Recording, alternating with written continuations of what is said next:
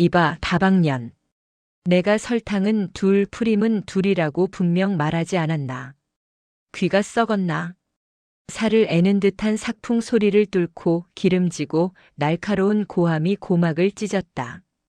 강원도 화천, 이곳은 대한민국의 최전방이자 극한의 땅이었다.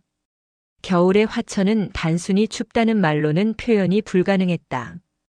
북쪽에서 불어오는 바람은 수천 개의 얼음 바늘이 피부를 난도질하는 듯한 고통을 동반했으며 병사들의 의지조차 얼어붙게 만드는 냉혹한 기운으로 가득했다. 오후 3시.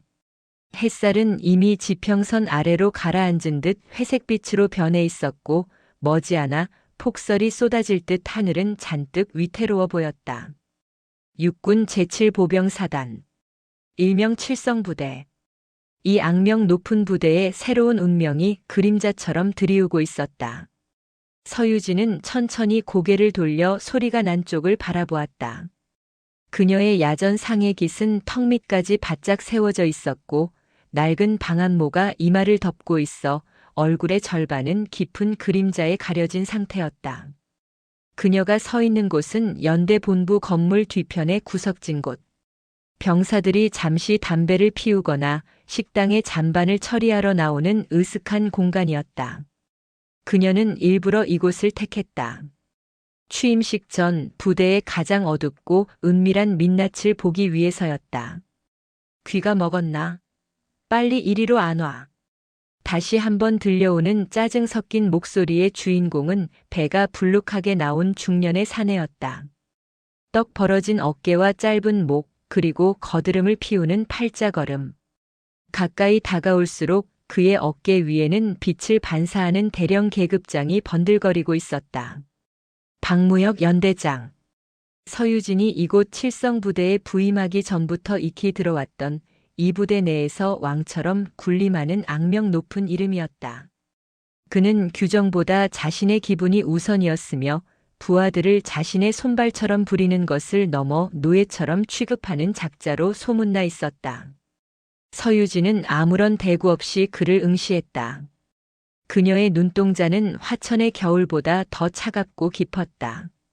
707특 수임무단 시절 생사를 넘나드는 작전지에서 수없이 마주했던 테러리스트들의 눈빛보다 눈앞에 이 탐욕스러운 사내의 눈빛이 훨씬 더 역겹고 불쾌하게 느껴졌다. 그녀의 머릿속에는 이미 수많은 정보들이 정리되고 있었다. 박무혁은 자신의 부름에도 즉시 달려오지 않는 이 낯선 여군을 보며 미간을 구겼다. 그는 서유진의 위아래를 훑어보았다. 펑퍼짐한 야전 상해 때문에 계급장은 보이지 않았다. 하지만 이 춥고 으슥한 곳에서 연대 본부 뒤편을 서성이는 젊은 여군이라니. 그의 머릿속 회로는 아주 단순하고 편협하게 돌아갔다. 새로 온다는 간호장교인가 보군. 얼마 전 사단 의무대에서 파견 나올 신임 간호장교에 대한 보고를 받은 기억이 났다. 박무혁은 입가에 비릿한 미소를 머금었다. 안 그래도 지루하던 차에 잘 걸렸다는 표정이었다. 그는 성큼 다가와 서유진의 코앞에 섰다. 역한 담배 냄새와 믹스커피 특유의 느끼하고 끈적한 단내가 훅 끼쳐왔다. 어이, 신임 간호장교. 전입신고도 안 하고 여기서 농땡이 피우나? 박무혁의 목소리에는 권위적인 오만함이 가득 차 있었다. 그는 당연히 상대가 자신에게 겁을 먹고 관등 성명을 대며 벌벌 떨 것이라 예상했다. 하지만 서유진은 미동도 하지 않았다. 그저 주머니에 찔러 넣은 손을 빼지 않은 채 무표정한 얼굴로 그를 올려다볼 뿐이었다. 사람을 봤으면 경례를 해야 할 것 아니야. 군기가 아주 빠졌구만. 요즘 여군들은 다 이래. 어이. 박무혁은 손가락질까지 해가며 목소리를 높였다. 마침 식당에서 나오던 병사 몇 명이 겁에 질린 표정으로 그 모습을 훔쳐보고는 황급히 고개를 숙이며 사라졌다. 이 부대에서 박무혁의 심기를 거스르는 것은 자살 행위나 다름없다는 것을 모두가 알고 있는 눈치였다. 서유진은 속으로 얕은 한숨을 삼켰다. 자신이 간호장교로 오해받을 줄은 몰랐지만 오히려 잘된 일이었다. 사단장 취임식 전에 부대의 민낯을 보고 싶어 일부러 수행원 한 명 없이 계급장을 가린 채 자맹을 나온 것이었다. 그리고 그 결과는 기대 이상, 아니 예상보다 훨씬 최악이었다. 죄송합니다만 누구십니까? 서유진의 입에서 나온 말은 박무혁의 예상을 완전히 벗어난 것이었다. 낮고 차분하지만 묘하게 등골을 서늘하게 만드는 목소리. 박무혁은 잠시 멍하니 있다가 이내 얼굴이 불그락푸르락해졌다. 감히 일개 위관급 장교가, 그것도 새파랗게 어린 여자가 하늘 같은 연대장에게 누구냐고 묻다니. 뭐? 누구시냐고? 기가 막혀서. 야, 너 내 얼굴 몰라? 나 박무혁이야. 이 연대의 주인이라고. 박무혁은 씩씩거리며 서유진의 어깨를 툭 밀쳤다. 그러나 서유진은 바위처럼 꿈쩍도 하지 않았다. 오히려 밀쳐진 것은 박무혁의 손이었다. 단단한 근육으로 다져진 그녀의 몸은 겉보기와는 전혀 달랐다. 박무혁은 손끝에 전해진 그 단단한 감촉에 흠칫했지만 이내 분노가 그 의구심을 덮어버렸다. 이게 진짜 돌았나? 당장 직속 상관 호출해. 영창 가고 싶어 환장했어. 그는 고래고래 소리를 지르며 주변을 둘러보았다. 하지만 매서운 바람소리에 묻혀 그의 고함은 공허하게 흩어졌다. 날씨가 춥군요. 들어가시는 게 좋겠습니다. 서유진은 여전히 침착했다. 그녀의 태도는 상대를 무시하는 것이 아니라 아예 상대할 가치조차 느끼지 못하는 듯한 초월적인 태도였다. 그것이 박무혁의 자존심을 더 끔찍하게 긁어놓았다. 너 이름이 뭐야? 관등 성명돼. 당장. 박무혁이 악을 쓰며 다가오자 서유진은 살짝 고개를 기울였다. 방한모 챙 아래로 드러난 그녀의 눈빛이 순간 번뜩였다. 마치 먹잇감의 목덜미를 노리는 맹수와도 같은 살기였다. 707 시절 테러리스트들을 제압하기 직전에나 보였던 그 눈빛이었다. 커피. 박무혁은 뜬금없이 말을 바꿨다. 분노를 사귀지 못한 채 씩씩대던 그는 갑자기 비열한 표정을 지으며 명령조로 내뱉었다. 그래, 좋아. 내가 지금은 바빠서 봐준다. 대신 내 방으로 커피 타와. 설탕 2, 프림 2. 아주 달달하게. 그리고 와서 무릎 꿇고 제대로 사과해. 안 그러면 너군 생활 오늘로 끝장인 줄 알아. 그는 자신의 말이 법이고 진리라고 믿어 의심치 않는 전형적인 시대착오적 군인이었다. 초면인 장교를 개인 다방 종업원 부리듯 대하는 저 태도. 서유진의 머릿속에 수집된 정보들이 빠르게 정리되었다. 병사들의 위축된 태도, 지휘관의 오만방자함, 규정과 절차를 무시하는 아나무인의 언행. 이것은 단순한 개인의 일탈이 아니라 부대 전체를 썩게 만드는 악성 종양이었다. 커피라. 서유진이 작게 중얼거렸다. 뭐해? 안 들려? 귀까지 먹었어? 빨리 튀어가서 타오지 않고. 박무혁은 손목에 찬 금장 시계를 과시하듯 흔들어 보였다. 오후 3시 반. 점심을 먹고 나른해질 시간. 그는 자신의 권력을 확인하고 싶어 안달이 난 상태였다. 서유진은 천천히 한 걸음 다가갔다. 박무혁은 그녀가 순순히 명령을 따르려나 보다 생각하고 의기양양하게 어깨를 폈다. 하지만 서유진의 시선은 박무혁의 얼굴이 아닌 그의 왼쪽 가슴에 달린 명찰에 고정되어 있었다. 박무혁. 그녀는 마음속으로 그 이름을 또박또박 새겼다. 마치 데스노트에 이름을 적어 넣듯 차갑고 건조하게. 그리고 시선을 올려 박무혁의 눈을 똑바로 응시했다. 그 눈빛에는 그 어떤 두려움도 존경도 없었다. 오직 처분만을 기다리는 폐기물을 바라보는 듯한 서늘한 경멸만이 담겨 있었다. 내일 뵙겠습니다. 박무혁 연대장님. 서유진은 짧게 한마디를 남기고 몸을 돌렸다. 뭐? 내일? 야, 어디가? 커피 타오라니까. 박무혁이 뒤에서 길길이 날뛰었지만 서유진은 뒤도 돌아보지 않았다. 그녀의 발걸음은 군더더기 없이 깔끔하고 절도 있었다. 눈 덮인 연병장을 가로지르는 그녀의 뒷모습은 거센 눈보라 속에서도 흔들림 없는 한 그루의 고목 같았다. 박무혁은 멍하니 그녀의 뒷모습을 바라보다가 바닥에 가래침을 뱉었다. 될 수 없는 년. 내일 두고 보자. 내일은 아주 내년 눈에서 피눈물이 나게 만들어줄 테니까. 그는 자신이 내뱉은 말이 어떤 결과로 돌아올지 꿈에도 상상하지 못했다. 내일은 신임 사단장의 취임식이 있는 날이었다. 그리고 그는 자신의 목을 조여올 올가미를 제 손으로 튼튼하게 엮어놓은 셈이었다. 서유진은 연대 정문을 빠져나와 대기시켜둔 지프차 쪽으로 향했다. 운전병이 황급히 내려 뒷문을 열었다. 차가운 가죽 시트에 몸을 묻자 그제야 긴장이 풀리는 것이 아니라 오히려 더 날카로운 전의가 타올랐다. 차창 밖으로 보이는 칠성부대의 풍경은 스산했다. 하지만 그녀의 눈에는 이 황량한 풍경 너머로 내일 벌어질 파란의 전조가 보였다. 사단장님, 어디로 모실까요? 운전병의 조심스러운 질문에 서유진은 방한모를 벗었다. 흘러내린 머리카락 사이로 드러난 그녀의 얼굴은 얼음장처럼 차가웠지만 입가에는 아주 미세한 그러나 섬뜩한 미소가 걸려 있었다. 사단 본부로. 준비할 게 많아. 그녀는 창문 밖으로 멀어지는 연대 건물을 곁눈으로 바라보며 나지막이 의졸였다. 박무혁 연대장. 기억해두지. 그 커피 내일은 아주 뜨겁게 마시게 될 거야.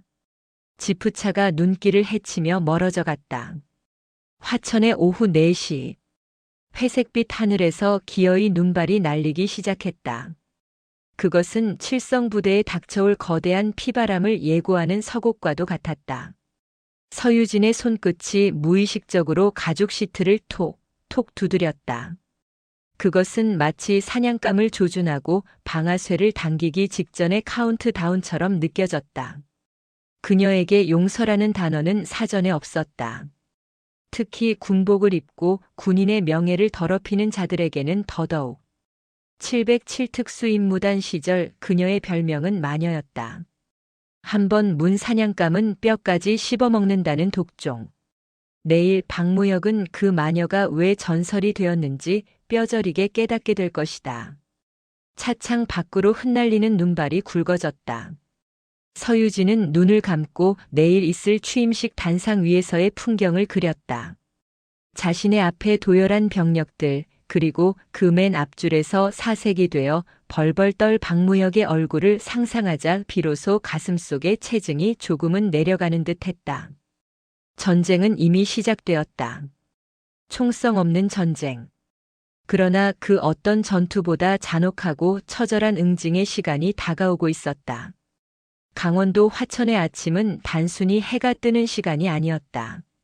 그것은 밤새 얼어붙은 대지가 비명을 지르며 깨어나는 고통의 시간이었다. 오전 9시.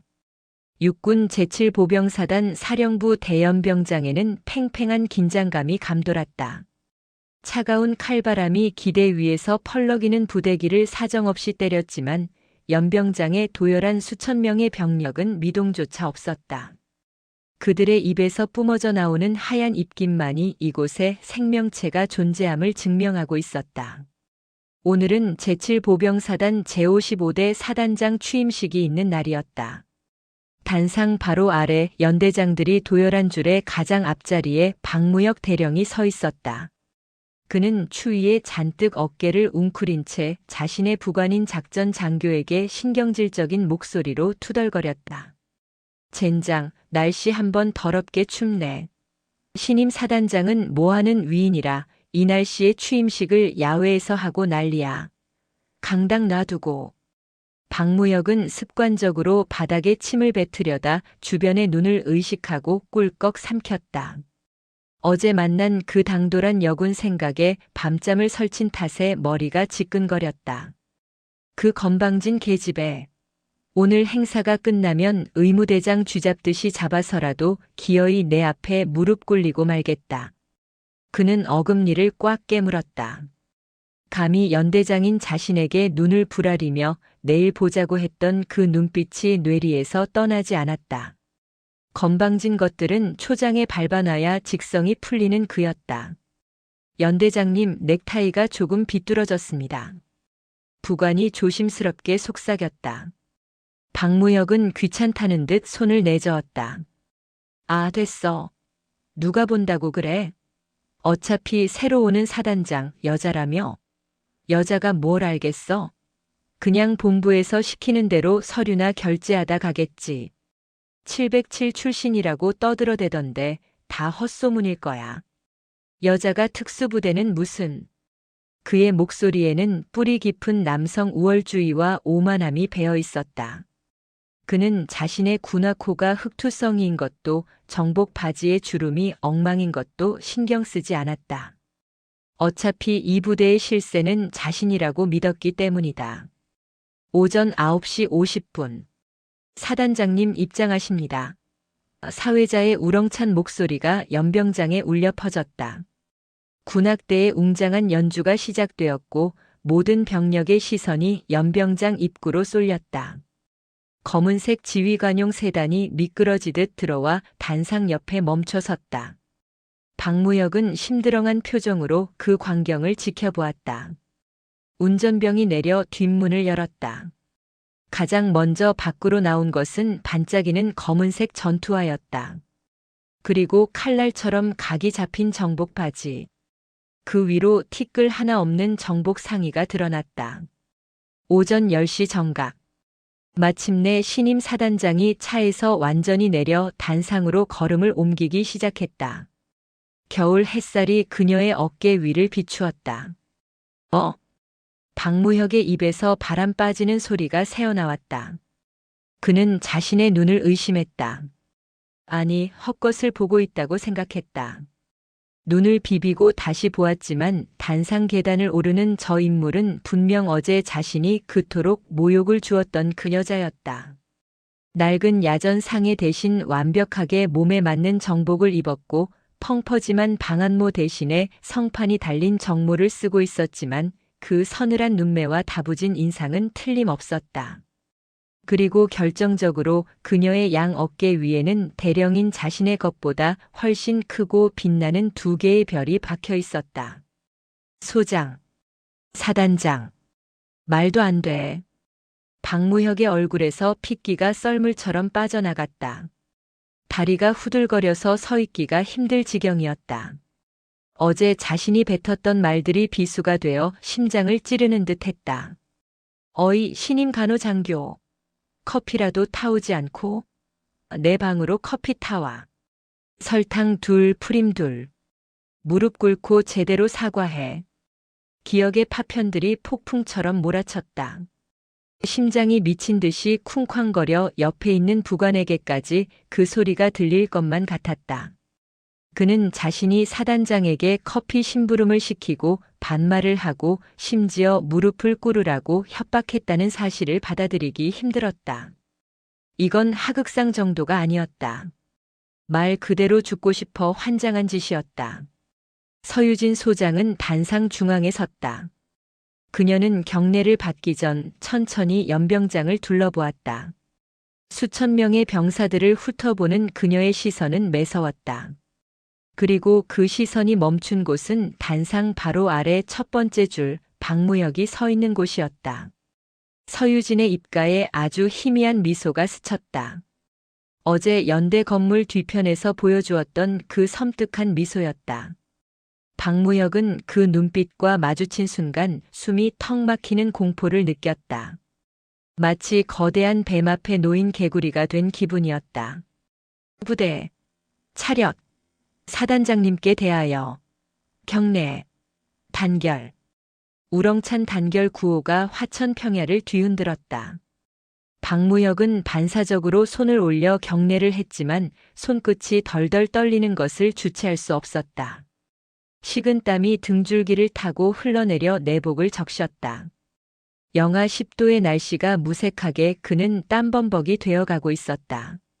서유진이 답례를 하고 마이크 앞에 섰다. 그녀는 준비된 취임사 원고를 펴지 않았다.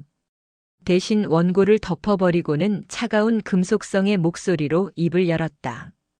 제7보병사단 장병 여러분. 사단장 서유진 소장이다. 스피커를 타고 흐르는 그녀의 목소리는 건조했지만 묵직한 힘이 실려 있었다. 나는 오늘 여러분에게 사탕 발림 같은 약속을 하러 온 것이 아니다. 군인은 군인다워야 하고 지휘관은 지휘관다워야 한다. 하지만 내가 어제 미리 둘러본 우리 부대의 모습은 실망스러웠다. 연병장에 찬물을 끼얹은 듯한 정적이 흘렀다. 병사들도 간부들도 모두 긴장했다. 취임식에서 이런 식의 직설적인 화법을 구사하는 지휘관은 처음이었다. 계급을 권력으로 착각하고 부하를 산호비처럼 부리며 군기를 무너뜨리는 자들이 이 부대에 기생하고 있다. 서유진의 시선이 다시 한번 박무혁을 향해 꽂혔다. 박무혁은 고개를 들 수가 없었다. 땅이 갈라져서 그 속으로 숨고 싶은 심정뿐이었다. 나는 707특수임무단에서 복무하며 배웠다. 적은 외부에만 있는 것이 아니다. 내부를 썩게 만드는 자가 더 무서운 적이다. 나는 오늘부터 그 내부의 적을 도려내는 수술을 집도할 것이다. 수술. 그 단어가 박무혁의 귓가에 사형 선고처럼 울렸다. 서유진이 잠시 말을 멈추었다. 그 짧은 침묵이 박무혁에게는 영겁의 시간처럼 느껴졌다. 초면의 상관을 알아보지 못하고 커피 심부름을 시키며 위세를 떨던 어떤 용감한 장교가 있더군. 연병장 곳곳에서 웅성거리는 소리가 들려왔다. 설마 사단장한테 누가 그런 미친 짓을 하는 속삭임들이었다. 박무혁의 얼굴은 이제 하얗다 못해 흑빛으로 변해 있었다. 다리에 힘이 풀려 휘청거리자 옆에 있던 다른 연대장이 의아한 눈빛으로 그를 쳐다보았다. 그 커피 아주 기대하고 있다. 얼마나 달콤하게 타올지. 서유진은 박무혁을 뚫어지게 바라보며 말을 이었다. 이상 취임사는 그것으로 끝이었다. 짧고 강렬하며 누군가에게는 지옥의 서막을 알리는 선전포고였다. 취임식이 끝나고 서유진이 단상을 내려왔다. 예하 지휘관들이 도열하여 그녀와 악수를 하기 위해 기다리고 있었다. 박무혁은 도망치고 싶었지만 발이 바닥에 얼어붙은 듯 움직이지 않았다. 순서가 다가올수록 심장이 터질 것 같았다. 서유진이 첫 번째 연대장과 악수를 하고 두 번째, 세 번째를 지나 드디어 박무혁 앞에 섰다. 가까이서 본 그녀의 제복 입은 모습은 어제와는 비교도 안 될 만큼 위압적이었다. 가슴에 달린 수많은 약장과 훈장들이 그녀가 걸어온 피 튀기는 전장을 증명하고 있었다. 박무혁 연대장. 서유진이 먼저 이름을 불렀다. 칠성 연대장. 대령 박무혁. 단결. 박무혁은 삑사리가 난 목소리로 관등 성명을 댔다. 목소리가 형편없이 떨리고 있었다. 서유진은 악수를 청하지 않았다. 그저 싸늘한 눈으로 그를 내려다볼 뿐이었다. 어제는 반말을 참 잘하던데 오늘은 왜 이렇게 떨어? 날씨가 추워서 그런가? 아니면 그녀가 몸을 살짝 숙여 박무혁의 귀에 대고 나직하게 속삭였다. 주변 사람들은 듣지 못할 오직 박무혁만을 위한 미러였다. 내가 간호장교가 아니라서 실망했나? 사단장님, 그게 저는 정말 모르고. 박무혁이 변명을 하려 했지만 혀가 굳어 말이 제대로 나오지 않았다. 시끄러워. 서유진이 말을 뚝 잘랐다. 변명은 군사법정이나 징계위원회에서 듣도록 하지. 지금 당장 내 집무실로 와. 올 때 알지? 커피. 그녀는 싸늘하게 웃었다. 설탕 2, 프림 2. 맛이 조금이라도 이상하면 자네 군복을 벗겨서 저 철조망 밖에 걸어두겠어. 서유진은 대답도 기다리지 않고 돌아섰다. 그녀를 따르는 참모들의 발걸음 소리가 멀어졌다. 홀로 남겨진 박무혁은 그대로 바닥에 주저앉을 뻔했다. 바람이 윙거리며 박무혁의 귓가를 때렸다. 그것은 마치 너는 이제 끝났다고 조롱하는 듯한 소리였다. 주변의 다른 연대장들이 수군거리며 그를 힐끔거렸다. 이미 눈치 빠른 자들은 상황을 파악하고 그와 거리를 두기 시작했다. 어제까지만 해도 부대의 제왕이었던 그가 하루아침에 썩은 고기 취급을 받게 된 것이다. 박무혁은 떨리는 손으로 이마에 식은땀을 닦아냈다. 하지만 닦아도 식은땀은 멈추지 않았다. 끝장이다. 그의 머릿속에는 오직 그 생각뿐이었다. 하지만 그는 몰랐다. 이것은 단순한 끝이 아니라 서유진이 준비한 처절한 지옥도의 시작일 뿐이라는 것을. 사단장 집무실. 서유진은 정모를 벗어 책상 위에 올려두었다. 널찍한 집무실 창밖으로 칠성부대의 전경이 한눈에 들어왔다. 그녀는 가죽 장갑을 천천히 벗으며 책상 위에 놓인 서류철을 바라보았다. 제7보병사단 내부 부조리 및 비리 의혹 보고서. 상급 부대 정보처에 있던 동기가 몰래 챙겨준 파일이었다. 그 맨 위에는 박무혁이라는 이름이 붉은 펜으로 동그라미 쳐져 있었다. 똑똑. 노크 소리가 들렸다. 들어와. 문이 열리고 쟁반을 든 박무혁이 들어왔다. 덩치 큰 사내가 어깨를 잔뜩 웅크리고 들어오는 모습은 우스꽝스럽기까지 했다. 덜덜 떨리는 차잔 속에 커피가 찰랑거리며 밖으로 흘러넘치고 있었다. 가져왔습니다. 사단장님. 박무혁은 죄인처럼 고개를 숙인 채 커피잔을 책상 위에 내려놓았다. 달달 볶은 커피 향이 방 안에 퍼졌다. 서유진은 의자의 깊숙이 몸을 기대고 다리를 꼬았다. 그리고 턱짓으로 커피를 가리켰다. 마셔. 네. 저는 내가 탄 커피가 어떤 맛인지 내가 먼저 맛을 봐야지. 혹시 독이라도 탔을지 누가 아나. 사단장님, 어찌 그런 말씀을. 박무혁이 펄쩍 뛰었지만 서유진의 표정은 변화가 없었다. 마시라고 했다. 명령이야. 박무혁은 울상을 지으며 뜨거운 커피 잔을 들었다. 입천장이 데일 정도로 뜨거웠지만 뱉을 수도 없었다. 그는 억지로 뜨거운 액체를 목구멍으로 넘겼다. 맛이 어떤가? 답니다. 달아요. 그래. 인생이 항상 그렇게 달달하면 좋겠지. 박무혁 대령. 자네가 그동안 병사들의 고혈을 빨아먹으며 누렸던 그 달콤한 인생처럼 말이야. 서유진이 서류철을 집어 박무혁의 앞으로 툭 던졌다. 이게 뭘까? 박무혁의 눈동자가 흔들리며 서류철 제목을 확인했다. 순간 그의 눈이 튀어나올 듯 커졌다. 부식비 횡령, 병사 폭행, 무단 진급 청탁비. 그가 저질러온 온갖 만행들이 낱낱이 기록되어 있었다. 에이, 이건 모함입니다. 음모입니다. 사단장님, 음모. 707 특수임무단에서 내가 제일 잘하던 게 뭔지 알아? 썩은 부위 도려내기야. 나는 확실하지 않으면 칼을 뽑지 않아. 서유진이 자리에서 일어났다. 그녀가 한 걸음씩 다가올 때마다 박무혁은 뒷걸음질 쳤다. 지금부터 자네 직무는 정지된다. 헌병대에서 수사관들이 대기하고 있어. 나가서 그들에게 자네의 억울함을 호소해봐. 들어줄지는 모르겠지만. 사단장님, 한 번만 봐주십시오. 제가 죽을 죄를 지었습니다. 충성으로 보답하겠습니다. 박무혁이 기어이 바닥에 무릎을 꿇었다. 어제 그가 서유진에게 요구했던 그 자세였다. 비굴함의 극치였다. 서유진은 차가운 눈으로 발치에 엎드린 그를 내려다보았다. 충성? 똥개도 주인은 알아본다는데 자네는 똥개만도 못해. 내 부대에는 똥개는 필요 없어. 서유진은 책상 위에 인터폰을 눌렀다. 헌병대장. 들어와서 데려가. 곧이어 헌병들이 들이닥쳐 저항하는 박무혁의 양팔을 붙잡았다.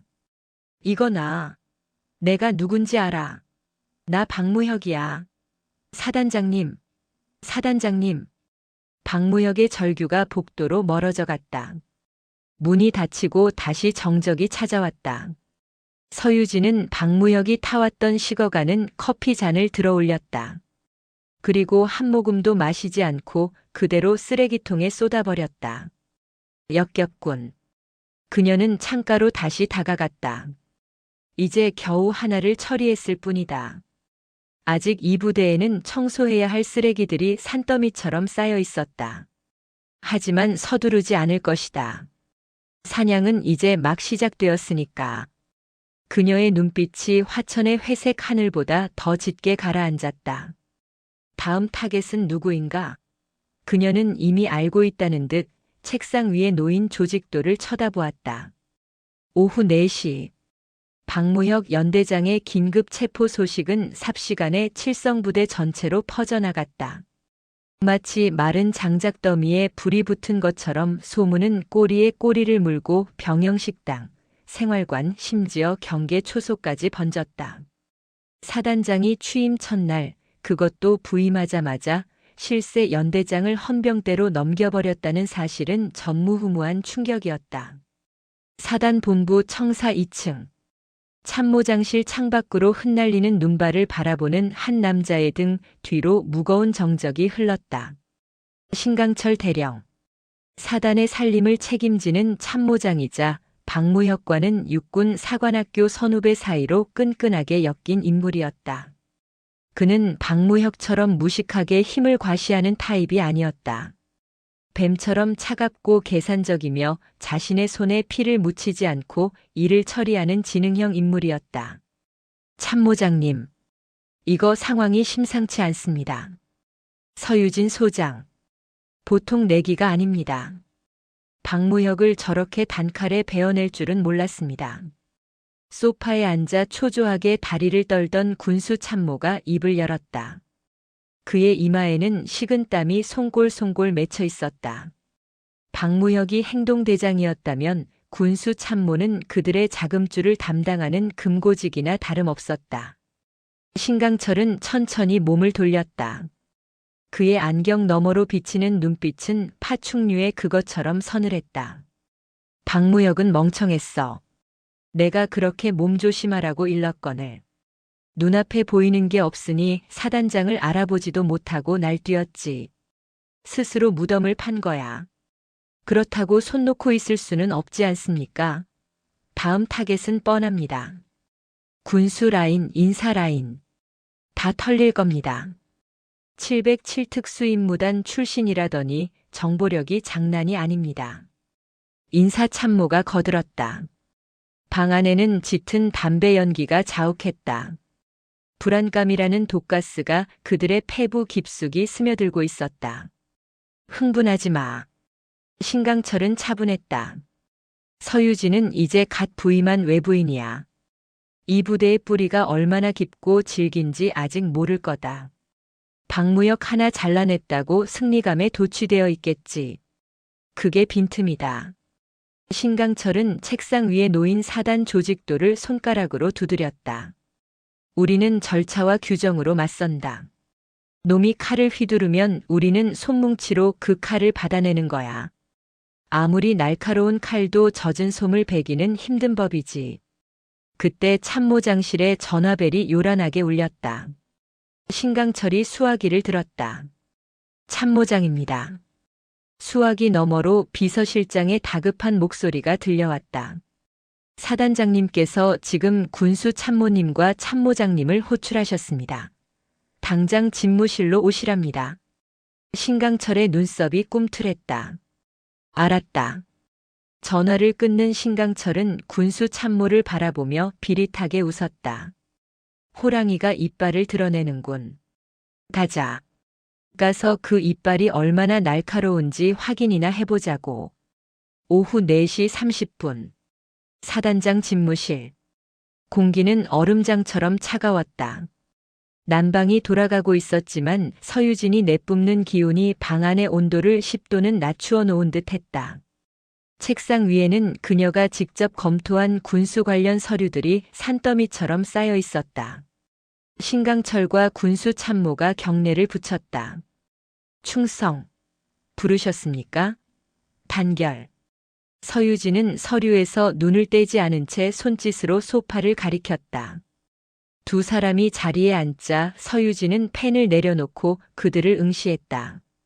그녀의 눈빛은 마치 엑스레이처럼 두 사람의 마음속을 꿰뚫어 보는 듯 했다. 군수 참모. 서유진이 조용히 입을 열었다. 지난 겨울 우리 사단의 난방유 수급 내역을 보니 아주 흥미롭더군. 군수 참모가 침을 꼴깍 삼켰다. 올 것이 왔다는 표정이었다. 기록상으로는 전 예하 부대의 정량 100%가 보급된 것으로 되어 있어. 그런데 이상하게도 최전방 GOP 소초들의 난방유 소모 보고서는 평년 대비 70% 수준이야. 기름은 다 보냈는데 병사들은 춥게 지냈다. 남은 기름 30%는 다 어디로 증발한 거지. 서유진의 목소리는 조용했지만 송곳처럼 전곡을 찔렀다. 군수 참모는 미리 준비한 변명을 꺼내들었다. 아, 그게 사단장님. 화천의 겨울이 워낙 혹독하다 보니 보관 과정에서 자연 증발량이 많고 낡은 유류 탱크에서 누수가 발생하는 경우가 빈번합니다. 그리고 수송관들이 눈길에 미끄러져서 자연 증발. 서유진이 헛웃음을 터뜨렸다. 기름이 무슨 알코올인가? 드럼통에 넣어둔 기름이 한겨울에 30%나 자연 증발한다고. 자네는 지금 나를, 아니 이 대한민국 육군을 바보로 아나? 그게 아니라. 참모장. 서유진의 시선이 신강철에게로 옮겨갔다. 신강철은 흐트러짐 없는 자세로 그녀를 마주보았다. 그는 절대 당황한 기색을 내보이지 않았다. 예, 사단장님. 자네가 사단 살림을 총괄하지. 이따위 엉터리 보고서가 자네 선에서 결재가 났다는 게 믿기지가 않는군. 혹시 자네도 이 마법의 증발 현상을 믿는 건가? 신강철은 안경을 고쳤으며 차분하게 대답했다. 그의 목소리에는 어떠한 동요도 없었지만 속으로는 이 여자의 날카로운 통찰력에 소름이 돋았다. 사단장님, 현장의 사정은 서류와 다를 때가 많습니다. 군수 참모가 실무적인 어려움을 설명하려던 것 같습니다. 부임하신 지 얼마 안 되어 아직 우리 부대의 특수성을 잘 모르실 수 있습니다만 관례적으로 처리되는 오차범위라는 게. 관례. 서유진이 자리에서 벌떡 일어났다. 그녀가 책상을 쾅 하고 내려치자 차잔이 달그락거렸다. 병사들이 추위에 떨며 잠을 못 자는데 기름을 빼돌려 팔아먹는 게 이 부대의 관례인가? 그걸 묵인해 주는 게 이 부대의 특수성이고. 서유진은 책상 뒤에서 걸어 나와 신강철의 코앞까지 다가갔다. 그녀의 얼굴은 분노로 차가웠지만 그 분노는 사적인 감정이 아니라 군인의 명예에 대한 치열한 수호의지였다. 나는 707특수임무단에서 수많은 테러리스트를 상대했어. 그놈들도 항상 변명은 있었지. 대의를 위해서, 조직을 위해서. 하지만 내 눈에는 그냥 범죄자일 뿐이었어. 너희들도 마찬가지야. 신강철의 표정이 처음으로 굳어졌다. 이 여자는 말이 통하지 않는다. 협상이나 타협이 여지가 없는 순수한 원칙주의자. 그들이 가장 까다롭게 여기는 유형이었다. 그는 그녀의 눈 속에서 자신들이 걸어온 모든 더러운 행위들을 비추는 거대한 거울을 본 듯했다. 오늘 저녁부터 전 부대 유류고 불시 점검을 실시한다. 내가 직접 갈 거야. 만약 서류와 실제 재고가 단 1리터라도 차이가 난다면 그 책임자는 옷 벗을 각오해. 서유진은 다시 자리로 돌아가 앉으며 손을 휘저었다. 나가봐. 집무실을 나온 군수 참모는 다리가 풀려 벽을 짚었다. 참모장님, 어떡합니까? 유류고 털리면 끝장입니다. 장부에 없는 이중 탱크며 빼돌린 드럼통들, 오늘 밤에 다 들킬 겁니다. 신강철은 복도 창가에 서서 어두워지는 화천의 하늘을 바라보았다. 눈발이 점점 굵어지고 있었다. 오늘 밤이라고 했지. 그의 눈빛이 음흉하게 번뜩였다. 분노는 사라지고 오직 냉혹한 계산만이 남았다. 이대로 무너질 수는 없었다. 박무혁의 체포로 흔들린 조직을 다잡기 위해서라도 이 마녀를 반드시 제거해야 했다. 그가 가진 막대한 비리 네트워크를 지키기 위한 마지막 몸부림이었다. 화천의 밤길은 위험해. 눈도 많이 오고 미끄럽지. 특히 GOP로 올라가는 산길은 사고가 잦은 곳이야. 군수 참모는 숨을 들이켰다. 신강철이 무슨 생각을 하는지 깨달은 것이다. 설마. 겁먹지 마. 죽이자는 게 아니야. 그냥 조금 겁만 주자는 거지. 이 부대가 얼마나 무서운 곳인지 신고식을 좀 더 거칠게 치러주면 돼. 신강철은 낮은 목소리로 속삭였다. 차량 정비관에게 연락해. 사단장 1호차 브레이크 라인이 좀 헐거워진 것 같다고. 그는 싸늘하게 웃으며 자신의 집무실로 향했다. 어둠이 칠성부대를 집어삼키고 있었다. 나는 군복에 묻은 피는 닦아도 군인의 명예에 묻은 더러운 피는 용서하지 않는다. 저녁 7시. 서유진은 야전 상의를 걸쳐 입고 관사를 나섰다. 비서실장과 수행원들이 만류했지만 그녀는 고집을 꺾지 않았다. 그녀는 직감적으로 느끼고 있었다. 오늘 밤 자신을 향한 적들의 시선이 평소보다 훨씬 강렬하다는 것을. 이 시찰은 단순한 유류고 점검이 아니라 자신을 제거하기 위한 적들의 마지막 도발이 될 것임을. 수행비서 한 명만 대동한다. 1호차 대기시켜. 그녀는 서류상의 숫자가 아닌 이 추위 속에서 복무하는 병사들의 진짜 눈물을 봐야만 했다. 그것이 자신이 이 자리에 온 이유였다. 검은색 지프차가 눈보라를 뚫고 위병소를 빠져나갔다. 목적지는 사단 내에서 가장 험하고 춥기로 소문난 연대의 GOP 지구대였다. 일명 통곡의 능선이라 불리는 곳이었다. 운전병은 긴장한 듯 핸들을 꽉 잡았다. 와이퍼가 부지런히 움직였지만 쏟아지는 눈을 감당하기 힘들었다. 길이 많이 미끄럽습니다, 사단장님. 천천히 가겠습니다. 그래. 안전이 우선이야. 서유진은 뒷좌석에서 창밖을 응시했다. 가로등 하나 없는 칠흑 같은 어둠. 그 어둠 속에 얼마나 많은 비리가 숨겨져 있을지 가늠조차 되지 않았다. 그녀의 707특 수임무단 시절 훈련받은 예민한 감각은 이 고요한 밤길이 주는 평온함 뒤에 숨겨진 차가운 살기를 놓치지 않았다. 차가 구불구불한 산길을 오르기 시작했을 때였다. 운전병의 당황한 목소리가 터져나왔다. 그의 얼굴은 백지장처럼 하얗게 질려 있었다. 왜 그래? 사단장님, 브레이크가 안 됐습니다. 지프차는 내리막길 커브를 앞두고 속도가 줄지 않았다. 오히려 가속도가 붙어 미끄러지기 시작했다. 오른쪽은 깎아지른 절벽, 왼쪽은 바위산이었다. 침착해. 엔진 브레이크 써. 기어 낮춰. 서유진이 소리쳤다. 하지만 운전병은 패닉 상태에 빠져 허둥댔다. 차량은 춤을 추듯 빙글 돌며 절벽 쪽 가드레일을 향해 돌진했다. 차체는 이미 통제 불능 상태에 빠져 있었다. 신강철. 민동훈이 아닌 신강철이구나.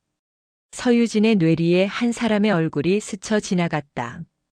이것은 우연이 아니다. 명백한 테러다. 그녀가 내부의 적을 도려내기 시작하자 적들 역시 그녀의 목숨을 노리기 시작한 것이다. 꽉 잡아. 서유진은 본능적으로 앞 좌석 시트를 잡고 몸을 웅크렸다. 쾅. 지프차가 가드레일을 들이받았다. 굉음과 함께 차체가 붕 뜨는 듯 하더니 가드레일을 뚫고 비탈길 아래로 굴러떨어졌다. 세상이 뒤집히고 유리가 깨지는 소리, 쇠가 찌그러지는 소리가 고막을 찢었다. 차량은 몇 번이나 굴렀을까. 거대한 전나무에 부딪히고서야 겨우 멈춰 섰다. 정적. 오직 바람 소리만이 사고 현장을 감돌았다. 매캐한 기름 냄새와 타는 냄새가 뒤섞여 폐 속으로 밀려들어왔다. 잠시 후 찌그러진 뒷문이 끼익 소리를 내며 억지로 열렸다. 피가 흐르는 이마를 손으로 훔치며 서유진이 비틀거리는 몸으로 밖으로 나왔다. 707 특수임무단 시절 수많은 고공 강화와 생존 훈련으로 다져진 몸이 아니었다면 즉사했을 충격이었다. 그녀는 부러진 갈비뼈의 격렬한 통증을 참고 운전석으로 기어갔다. 괜찮나? 정신 차려. 다행히 운전병은 에어백 덕분에 의식은 있었다. 사단장님. 기다려. 구조 요청을 할 테니. 서유진은 품에서 무전기를 꺼냈다. 하지만 충격으로 망가졌는지 잡음만 들릴 뿐이었다. 휴대폰도 터지지 않는 깊은 산속. 그녀의 눈빛이 매섭게 변했다. 찢어진 입술 사이로 하얀 입김과 함께 분노가 뿜어져 나왔다. 감히 나를 죽이려 해. 이것은 선전포고였다. 저들이 선을 넘었다면 그녀 역시 군인으로서의 규정이라는 선을 지킬 이유가 없었다. 그녀는 부러진 갈비뼈의 통증을 꾹 참으며 어둠 속을 노려보았다. 이제부터는 사단장이 아니다. 707 특수임무단의 서유진으로 돌아간다. 화천의 깊은 밤, 늑대의 울음소리보다 더 서늘한 그녀의 독백이 눈보라 속에 묻혔다. 사고 지점에서 가장 가까운 부대는 연대의 수색 중대 독립소초였다. 서유진은 의식을 잃은 운전병을 차 안에 안전하게 눕혀두고 응급처치를 한 뒤 소초를 향해 걷기 시작했다. 이마에서 흐른 피가 눈썹을 타고 내려와 시야를 가렸지만 그녀는 멈추지 않았다. 부러진 갈비뼈가 폐를 찌르는 듯한 고통도 그녀의 정신력을 꺾을 수는 없었다. 밤 10시. 눈보라는 눈보라가 아니라 재앙에 가까웠다. 허벅지까지 쌓인 눈을 헤치며 산길을 걷는 것은 맨몸으로 하는 고행이나 다름없었다. 하지만 서유진의 머릿속은 차라리 명징해졌다. 저들은 실수를 했다. 자신을 확실하게 죽이지 못한 것. 그것이 저들의 가장 큰 패착이 될 것이다. 저 멀리 희미한 불빛이 보였다. 수색 중대 독립소초의 막사였다. 그런데 분위기가 이상했다. 경계 근무를 서야 할 초병이 보이지 않았다.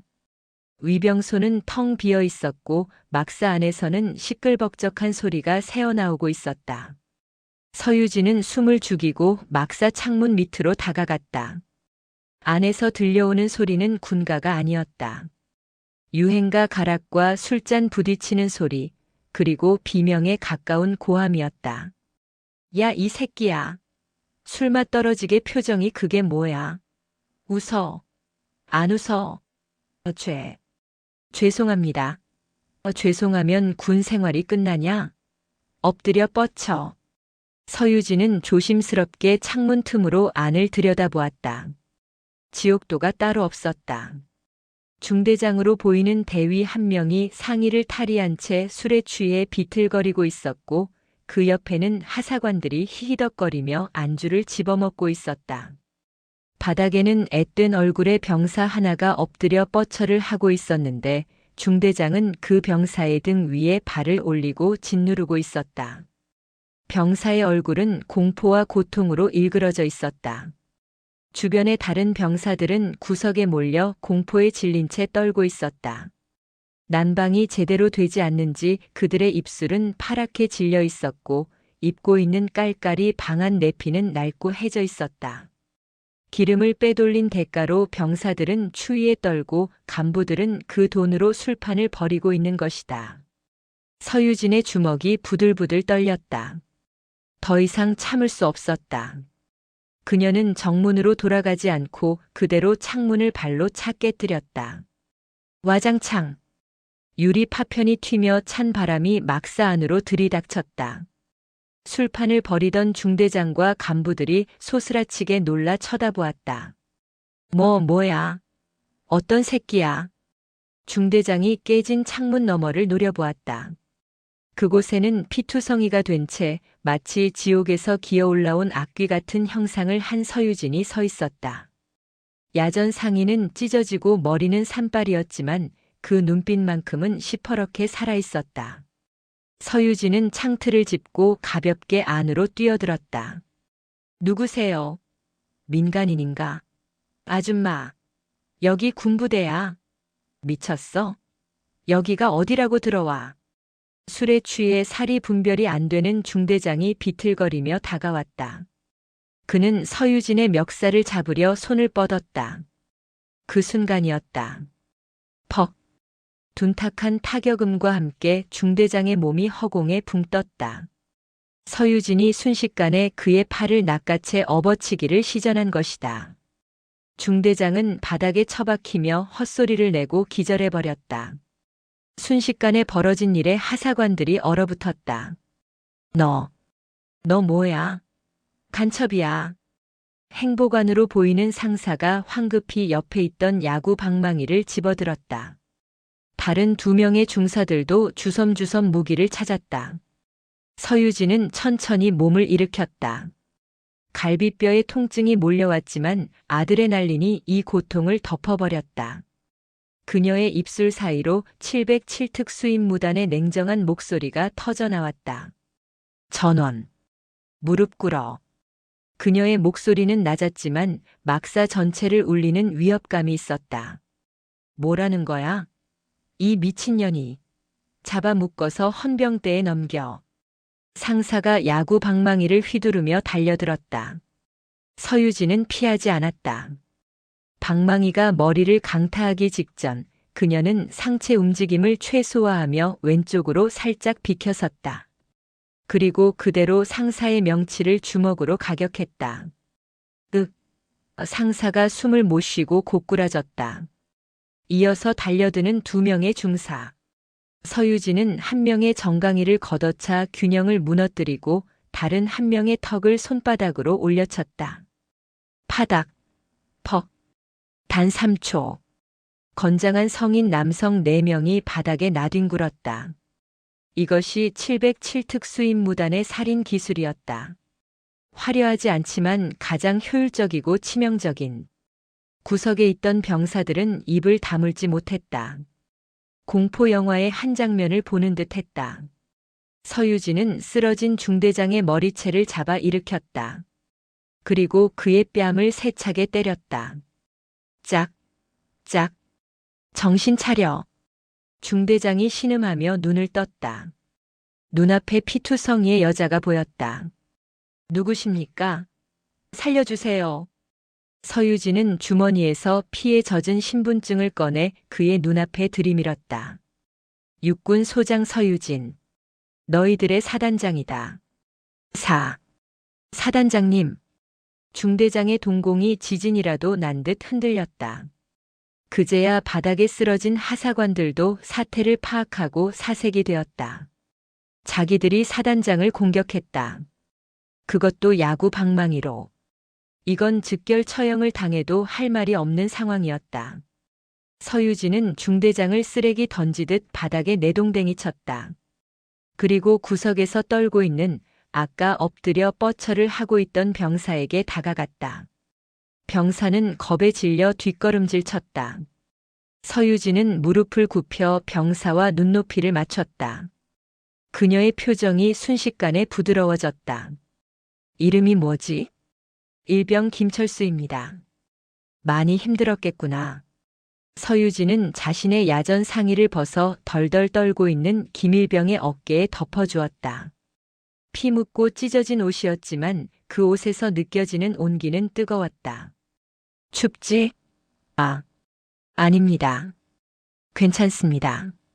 거짓말하지 마. 내가 다 봤어. 기름이 없어서 춥고 배고파서 춥고 억울해서 추운 거. 다 알아. 서유진의 따뜻한 말 한마디에 김일병의 눈에서 참았던 눈물이 터져나왔다. 사단장님, 너무 춥습니다. 집에 가고 싶습니다. 병사의 울음소리가 막사를 채웠다. 그것은 단순한 어리광이 아니었다. 부조리와 폭력 그리고 추위 속에서 생존을 위협받던 한 인간의 절규였다. 서유진은 김일병을 안아주었다. 그리고 싸늘한 눈으로 바닥에 기어다니는 간부들을 노려보았다. 잘 들어라. 오늘 밤 이 소초에서 본 것은 아무것도 없다. 너희는 그저 술에 취해 서로 싸우다가 다친 거야. 알겠나? 예, 알겠습니다. 중대장과 간부들은 살려만 달라는 듯 머리를 조아렸다. 그리고 전화기 가져와. 서유진은 행정반 전화기를 건네받았다. 다행히 유선 전화는 살아있었다. 그녀는 헌병대장이 아닌 자신이 미리 포섭해둔 외부의 조력자에게 전화를 걸었다. 사단 내부의 통신망은 이미 감청되고 있을 가능성이 높았다. 나야. 위치 추적해서 지금 당장 헬기 띄워. 무장 병력 꽉 채워서. 내 부하들이 죽어가고 있어. 전화를 끊는 서유진은 행정반 의자에 앉았다. 부러진 갈비뼈가 비명을 질렀지만 그녀는 허리를 꼿꼿이 폈다. 5분 뒤 멀리서 헬기의 프로펠러 소리가 들려왔다. 두두두두. 그 소리는 칠성부대의 썩은 살을 도려내기 위해 날아오는 심판의 소리였다. 서유진은 바닥에 엎드린 중대장에게 나직하게 말했다. 기도해라. 내가 너희를 군사재판에 넘기는 걸로 끝내기를. 만약 내 손으로 직접 처리하게 된다면 너희는 차라리 죽여달라고 빌게 될 거야. 중대장은 오줌을 지렸다. 잠시 후 헬기 서치라이트가 막사를 비추고 완전 무장한 특수부대원들이 레페를 타고 내려왔다. 그들은 사단 헌병대가 아닌 서유진의 친정인 육군본부 직할 특수부대원들이었다. 사단장님, 무사하십니까? 팀장이 달려와 경례를 했다. 상황 종료. 이 쓰레기들 전부 체포해. 그리고 내 차가 전복된 곳으로 가서 운전병을 구해라. 서둘러. 단결. 서유진은 들것에 실려 헬기로 옮겨졌다. 헬기가 이륙하며 아래를 내려다보았다. 눈 덮인 화천의 산하가 한눈에 들어왔다. 그 하얀 눈 밑에 얼마나 많은 썩은 것들이 묻혀 있을지.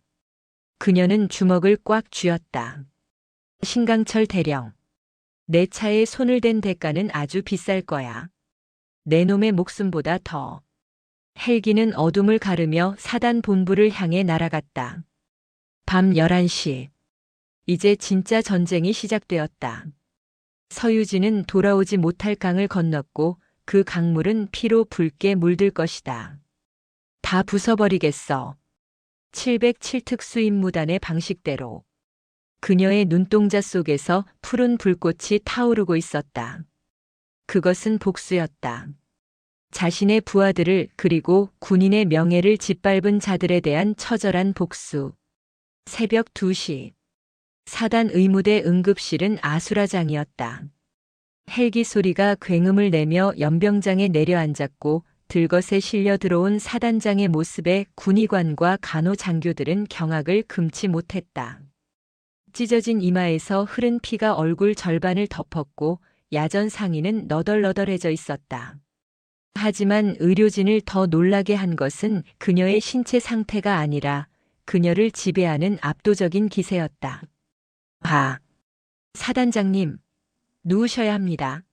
갈비뼈 골절이 의심되고 뇌진탕 증세가. 군의관이 다급하게 외쳤지만 서유진은 침대에서 벌떡 일어났다. 우두둑. 뼈가 어긋나는 소리가 들리는 듯 했지만 그녀는 미간 한번 찌푸리지 않았다. 압박 붕대만 감아. 진통제는 필요 없다. 정신 흐려지니까. 그녀의 목소리는 지옥에서 기어나온 악귀처럼 낮고 긁혀 있었다. 그 목소리는 차갑게 타오르는 강철과 같았다. 하지만 사단장님, 지금 상태로는 절대 안 됩니다. 쇼크가 올 수도 있습니다. 서유진은 군의관의 멱살을 잡지 않았다. 그저 그 핏발선 눈으로 빤히 쳐다보았을 뿐이다. 그 눈빛에 담긴 살기에 군의관은 저도 모르게 뒷걸음질 쳤다. 그것은 생명을 살리는 의사의 영역을 벗어난 죽음을 다루는 자의 눈빛이었다.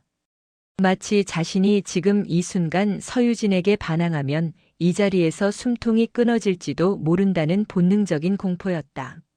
내 몸은 내가 알아. 지금 당장 붕대 가져와. 5분 준다. 결국 의료진은 떨리는 손으로 그녀의 가슴과 복부에 붕대를 감았다. 서유진은 피 묻은 정복 대신 비서실장이 급하게 공수해온 새 전투복으로 갈아입었다. 거울 속에 비친 자신의 모습은 처참했지만 그 처참함이 오히려 그녀를 더 강하게 만들고 있었다. 죽음의 문턱을 넘고 돌아온 자만이 가질 수 있는 서늘한 위압감. 그녀는 창백한 얼굴과 상처투성이의 육신에서 뿜어져 나오는 전의를 스스로 느꼈다. 사단장님, 헌병대와 특임대가 대기 중입니다. 외부에서 호출한 707특 수임무단 팀장이 보고했다. 가자. 사단 본부 상황실로. 쥐새끼들이 축배를 들고 있을 때 목을 따야지. 서유진은 베레모를 깊게 눌렀었다. 새벽 2시 반. 칠성부대의 진짜 밤은 이제부터였다. 그녀의 발소리는 고통을 이겨낸 의지처럼 단단했다. 같은 시각. 사단 본부 상황실. 참모장 신강철 대령은 지휘 통제실 의자에 앉아 모니터를 응시하고 있었다. 겉으로는 침착해 보였지만 책상 아래 둔 다리는 초조하게 떨리고 있었다. 사고 소식이 들어올 때가 됐는데 그는 힐끔 시계를 쳐다보았다. 눈이 워낙 많이 내려 통신이 두절되었다는 보고는 받았지만 차량이 전복되었다면 어떤 식으로든 연락이 왔어야 했다. 하지만 무소식이 희소식이라 했던가. 이 눈보라 속에서 그 가파른 절벽길을 굴렀다면 생존할 확률은 제로에 가까웠다. 서유진. 내년이 감히 나의 조직에 손을 대려 했으니 감당해야지. 사고사로 깔끔하게 처리되었다면 나는 자연스럽게 사단장 대리가 되어 이 모든 비리를 덮을 수 있다. 그는 이미 다음 계획까지 완벽하게 짜놓고 있었다. 비서실을 장악하고 군수 참모의 입을 막고 박무혁의 흔적을 지우는 일. 그의 지능적인 머릿속은 이미 다음 단계를 향해 빠르게 움직이고 있었다. 참모장님, 커피 드시겠습니까? 당직 사령이 조심스럽게 물었다. 신강철은 고개를 저었다. 그때였다. 쾅! 상황실의 육중한 철문이 걷어차인 듯 거칠게 열렸다. 당직 사령과 근무병들이 깜짝 놀라 문 쪽을 쳐다보았다. 그리고 그들은 자신들의 눈을 의심했다. 입구에는 피냄새와 냉기를 동시에 풍기는 서유진이 서 있었다. 그녀의 뒤로는 완전 무장한 검은색 복장의 707특 수임무단 대원들이 도열해 있었다. 그들은 사단 소속이 아니었다. 사단장님. 신강철이 자리에서 벌떡 일어났다. 마치 귀신을 본 듯 얼굴이 하얗게 질려 있었다. 어떻게 살아 돌아온 거지? 브레이크 라인을 확실하게 끊어놓았다고 했는데. 서유진은 뚜벅뚜벅 신강철을 향해 걸어갔다. 군화 소리가 상황실 바닥을 울릴 때마다 신강철의 심장 박동도 빨라졌다. 왜? 내가 죽어서 시체로 돌아올 줄 알았나? 신강철 대령. 서유진이 신강철의 코앞에서 멈춰 섰다. 그녀에게서 풍기는 비릿한 혈향이 신강철의 코를 찔렀다. 그게 무슨 말씀이십니까? 무사하셔서 다행입니다. 연락이 두절되어 걱정하고 있었습니다. 신강철은 애써 표정을 관리하며 태연한 척 연기했다. 역시 뱀 같은 위인이었다. 짝. 상황실 전체가 울릴 정도로 거대한 파열음이 터졌다. 서유진의 손바닥이 신강철의 뺨을 후려친 것이다. 신강철의 안경이 날아가 바닥에 뒹굴었고 그의 입가에서 피가 터졌다. 걱정? 내 놈이 걱정한 건 내가 아니라 내 놈의 범죄가 들통나는 거였겠지. 상황실에 있던 모든 간부가 얼어붙었다. 사단장이 참모장의 뺨을 때렸다. 이건 전시 상황이나 다름없는 비상사태였다. 사단장님, 이건 너무하십니다.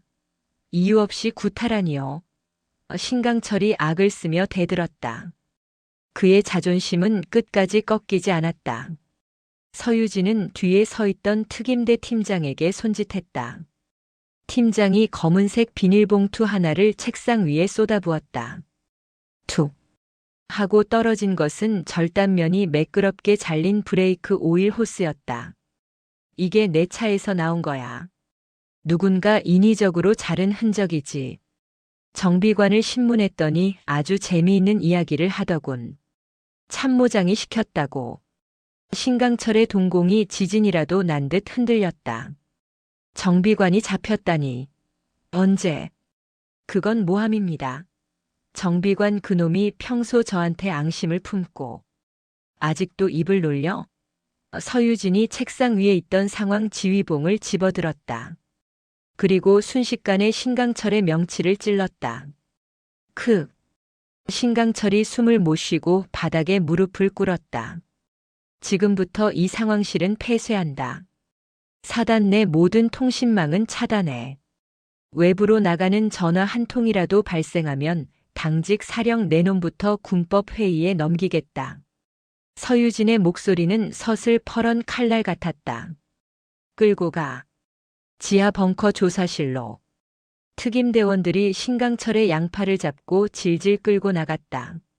신강철은 발버둥 쳤지만 강철 같은 악력에 제압당해 개처럼 끌려나갔다. 사단장님 몸 상태가. 비서실장이 울먹이며 다가왔지만 서유진은 손을 들어 제지했다. 아직 안 끝났어. 오늘 밤 이 부대의 썩은 고름을 전부 짜낸다. 서유진은 흔들리는 시야를 바로잡으며 의자에 앉았다. 갈비뼈가 폐를 찌르는 고통이 밀려왔지만 정신력으로 버텼다. 모니터에는 사단 예하 부대들의 현황이 떠 있었다. 기름을 빼돌린 놈들, 병사를 학대한 놈들, 그리고 내 목숨을 노린 놈들. 그녀는 전화기를 들었다. 전 연대장, 대대장 소집해. 지금 당장. 5분 안에 복귀하거나 10분 내로 도착하지 않는 놈은 반란군으로 간주하고 체포한다. 새벽 3시. 칠성부대의 비상소집 사이렌이 울려 퍼졌다. 잠자던 장교들이 허둥지둥 군복을 입고 뛰쳐나왔다. 영문도 모른 채 사단 본부로 모여드는 그들의 머리 위로 칠흑 같은 어둠과 함께 피바람이 몰아치고 있었다. 새벽 5시. 동이 터오고 있었지만 지하 벙커 조사실은 여전히 한밤중처럼 어두웠다. 쿰쿰한 곰팡이 냄새와 쇠 비린내가 섞인 이곳은 평소 잘 사용되지 않는 공간이었다. 하지만 오늘은 달랐다. 칠성부대의 실세라 불리던 자들이 줄줄이 엮여 들어와 있었기 때문이다. 서유진이 보낸 특임대 팀은 밤새 쉴 틈 없이 움직였다. 중대장, 행보관, 군수 참모 등 핵심 비리 관련자들의 신문이 강도 높게 진행되었다. 조사실 1번 방. 그곳에는 어젯밤 독립소초에서 술판을 벌이다 잡혀온 중대장이 앉아 있었다. 그는 이미 넋이 나간 표정이었다. 밤새 이어진 서유진의 냉정한 신문은 그의 정신을 산산조각 냈다. 철문이 열리고 서유진이 들어왔다. 그녀는 붕대를 감은 상체 위에 야전 상의만 걸친 채였다. 의자에 앉은 그녀는 탁자 위에 서류 뭉치를 툭 던졌다. 김대위. 자네가 빼돌린 난방유가 시중 가격으로 환산하면 3천만 원이 넘더군. 그걸 팔아서 룸살롱 다니고 외제차 굴리고 아주 호화롭게 살았어. 김대위는 고개를 들지 못했다. 죄송합니다. 죽을 죄를 지었습니다. 죽을 죄? 그래. 병사들이 얼어 죽을 뻔했으니 살인 미수나 다름없지. 서유진은 담배 한 개비를 꺼내 물었다가 불은 붙이지 않고 손가락으로 굴렸다. 하지만 자네 혼자 먹은 건 아닐 테고. 상납고리가 어디까지 연결되어 있지? 연대장? 아니면 참모장? 김대위가 입을 다물었다. 말하는 순간 군 생활은 물론이고 사회에 나가서도 매장당할 것이 뻔했다. 그들만의 카르텔은 그만큼 견고하고 무서웠다. 말 못하겠다. 서유진이 피식 웃었다. 그녀는 자리에서 일어나 김대위의 뒤로 걸어갔다. 707 특수임무단에서 포로 신문 훈련을 어떻게 하는지 알아? 그녀가 김대위의 귓가에 속삭였다. 고통을 주는 건 하수야. 진짜는 희망을 줬다가 뺏는 거지. 예를 들면 이런 거야. 자네가 입을 다물면 자네 가족들이 자네의 범죄 사실을 알게 될 거야. 횡령, 폭행, 그리고 부대 인근 다방 여종업원과의 추잡한 관계까지. 김대위의 몸이 사시나무 떨듯 떨렸다. 어떻게 그걸? 나는 마녀라고 불렸어. 내가 모르는 건 없어. 서유진이 그의 어깨를 꽉 쥐었다. 선택해. 지금 불고 참작을 받아서 불명예 전역으로 끝낼지 아니면 끝까지 의리를 지키다가 감옥에서 썩고 가정까지 파탄 날지. 자, 참모장님입니다. 신강철 참모장님이 다 시켰습니다. 상납금의 절반은 그쪽으로 들어갔습니다. 김대위가 무너졌다. 그는 울부짖으며 모든 것을 털어놓았다. 장부의 위치, 공범들의 이름, 자금 세탁 경로까지. 서유진은 만족스러운 표정으로 조사실을 나왔다. 복도 맞은편 2번 방에는 신강철이 갇혀 있었다. 서유진은 2번 방으로 들어갔다. 신강철은 수갑을 찬 채 벽을 노려보고 있었다. 그의 안경은 깨져 있었고 말끔하던 정복은 구겨져 볼품없었다. 김대위가 아주 술술 불더군. 자네가 몸통이라고. 서유진이 의자에 앉으며 말했다. 신강철은 천천히 고개를 돌려 그녀를 쏘아보았다. 사단장님, 증거 있습니까? 고작 일개 대위의 진술 하나로 나를 엮을 수 있을 것 같습니까? 나는 육사 출신의 군 내부의 인맥이 얼마나 많은지 상상도 못하실 겁니다. 신강철은 여전히 기세가 등등했다. 그는 서유진이 외부인이라는 점 그리고 자신이 가진 보이지 않는 손들을 믿고 있었다. 인맥이라. 서유진은 품에서 작은 수첩 하나를 꺼냈다. 아까 김대위가 말한 장소에서 압수한 비밀 장부였다. 여기 아주 재미있는 이름들이 많아. 군 사령부 감찰장교, 헌병대 수사관, 심지어 국방부 군수국 과장 이름도 있네. 이게 자네가 말한 그 대단한 인맥인가? 신강철의 표정이 일순간 굳어졌다. 그 장부는 자신의 금고 깊숙한 곳에 있어야 할 물건이었다. 어떻게 저 여자가 저걸 가지고 있는 거지?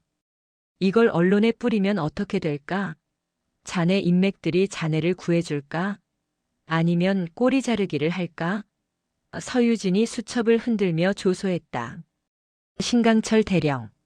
자네는 착각하고 있어. 자네는 거물이 아니야. 그저 저 위쪽 놈들이 쓰다 버릴 사냥개일 뿐이지. 그리고 이제 그 사냥개는 이빨이 빠졌고. 에이, 이 미친년이. 신강철이 벌떡 일어나 달려들려 했지만 수갑 때문에 균형을 잃고 넘어졌다. 서유진은 바닥에 엎어진 그의 머리를 군홧발로 짓눌렀다. 아직 상황 파악이 안 되나 본데. 자네는 지금 살인 교사 혐의도 추가됐어. 내 차 브레이크, 자네 작품인 거 정비관이 자백했고 녹음까지 따놨다. 신강철은 치욕감에 몸부림쳤다. 평생을 엘리트 코스만 밟아온 그가 이런 굴욕을 당하리라고는 상상도 못했다. 군법회의 최고형이 뭔지 알지? 사형이야. 물론 요즘은 집행을 안 한다지만 감옥에서 평생 썩게 해줄 수는 있어. 서유진은 발을 치우고 그를 내려다보았다. 마지막 기회를 주지. 자네 뒤에 있는 진짜 배후, 이 부대를 썩게 만든 그 근원을 불어. 그러면 정상 참작은 고려해보지. 신강철은 거친 숨을 몰아쉬며 바닥에 엎드린 채 생각했다. 이 여자는 진짜다. 타협도 없고 두려움도 없다. 자신이 살 길은 하나뿐이었다. 만약 만약 내가 말하면 내 신변 보호는 보장해 주는 건가? 거래는 내가 해. 자네는 대답만 하고. 신강철은 체념한 듯 눈을 감았다. 그는 씁쓸한 미소를 지었다. 어차피 이 지옥에서 혼자 죽을 수는 없었다. 그 위에 군림하던 자들도 함께 끌고 가야 했다. 박무혁과 나 그리고 군수 참모 위에. 그분이 계십니다. 그분이 누구지? 전임 사단장이셨던. 지금은 군단 부군단장으로 계신 정영택 소장님입니다. 서유진의 눈썹이 꿈틀했다. 일이 생각보다 커지고 있었다. 사단 내부의 비리가 아니라 군단급 비리 카르텔이었다. 전임 사단장이 뿌려놓은 썩은 씨앗들이 신강철과 박무혁이라는 열매를 맺은 것이다. 정영택 소장이라. 서유진은 짧게 읊조렸다. 좋아.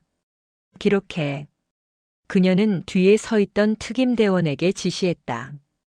그때 벙커의 문이 요란하게 울리며 당직 사령이 뛰어들어왔다.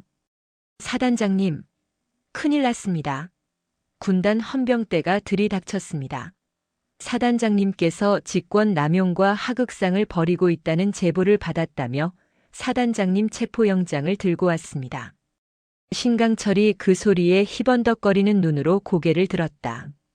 하, 늦었어. 이미 아니, 정 소장님이 손을 쓰셨군. 너는 이제 끝이야. 신강철은 광기 어린 웃음을 터뜨렸다. 정영택 소장이 자신의 비리가 드러날 것을 우려해 선수를 친 것이다. 감찰도 조사도 없이 다짜고짜 체포영장이라니. 서유진은 당황하지 않았다. 오히려 입가에 묘한 미소를 지었다. 그래. 제 발로 찾아오셨다 이거지. 그녀는 조사실 문을 활짝 열어젖혔다. 내가 말했지. 나는 707특수임무단 출신이라고. 적이 강할수록 더 재미있는 법이야. 서유진은 신강철을 향해 윙크를 날렸다. 구경 잘해. 내 믿음직한 뒷배가 어떻게 무너지는지. 그녀는 벙커를 걸어 나갔다. 아침 8시. 칠성부대의 연병장에는 군단 헌병대의 차량들과 무장한 헌병들이 진을 치고 있었다. 그리고 그 한가운데 별 2개가 달린 성판을 단 군단 부군단장의 차량이 들어오고 있었다. 상황은 최악으로 치닫고 있었다. 하지만 서유진의 가슴속에서는 뜨거운 전투 본능이 끓어오르고 있었다. 이것은 단순한 비리 수사가 아니었다. 군인의 명예를 건 전쟁이었다. 단결. 그녀는 나직하게 구호를 읊조리며 몰려오는 적들을 향해 당당하게 걸어나갔다. 그녀의 뒤로 아침 햇살이 비치며 길고 거대한 그림자를 만들어내고 있었다. 마녀의 사냥은 이제 막 이막을 올렸다. 오전 8시. 강원도 화천의 아침 하늘은 핏빛으로 물들고 있었다. 밤새 내리던 눈은 그쳤지만 연병장의 감도는 냉기는 한겨울의 칼바람보다 더 날카로웠다. 제7보병사단 본부 건물 앞. 수십 대의 군용 차량이 대치하고 있었다. 한쪽은 서유진이 이끄는 사단 본부와 707특수임무단 대원들이었고 반대쪽은 군단 헌병대와 부군단장 정영택 소장의 호위 병력이었다. 군단 헌병대장인 중령이 확성기를 들고 소리쳤다. 서유진 소장, 지금 즉시 무장을 해제하고 나오십시오. 귀관은 직권 남용, 상관 모욕, 그리고 군기 문란 혐의로 긴급 체포 대상입니다. 저항할 시에는 발포할 수도 있습니다. 사단 본부 건물의 유리창 너머로 참모들과 병사들이 숨죽여 이 광경을 지켜보고 있었다. 사단장이 헌병대에 포위당하는 초유의 사태였다. 그때 본부 현관문이 열리고 서유진이 걸어 나왔다.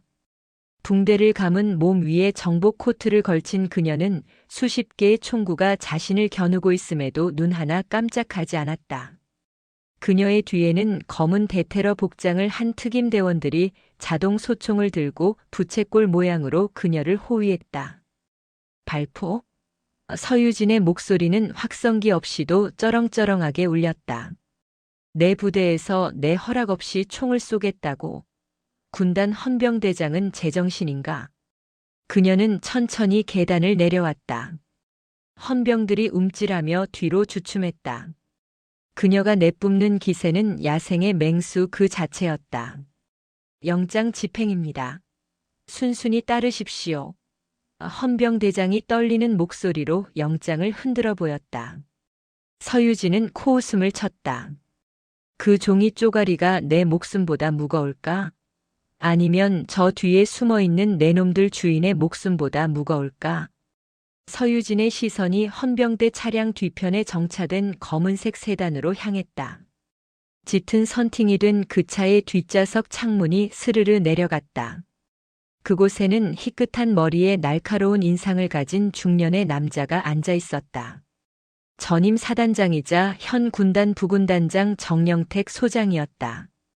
그는 불쾌하다는 듯 미간을 찌푸리며 차 문을 열고 내렸다. 서 소장, 이게 무슨 추태인가?